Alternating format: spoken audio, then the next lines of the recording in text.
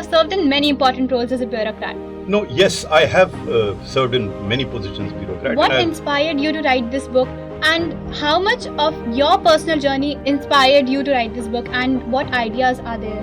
You know, what inspired me to write this book was basically my interaction with youngsters, where I found a large number of youngsters blaming the set of circumstances in their inability to do what they wanted to do.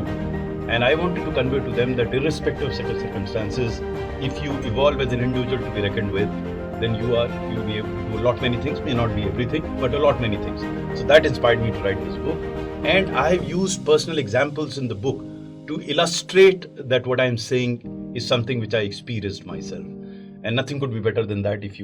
I'm not taking example from someone else.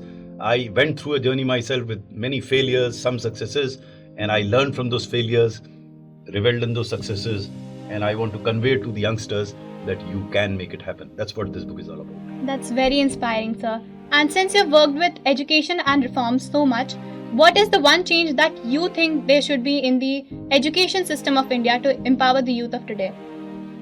I think it has to move out of the existing system of learning that they have to a system of evolving individual as a person who recognizes himself in a manner that he is able to do well in society.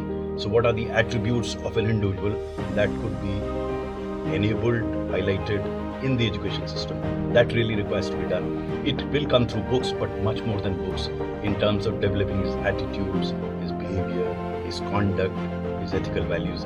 These are very, very important for an individual to succeed. Yes, sir. And sir, your career has spanned over decades of public service.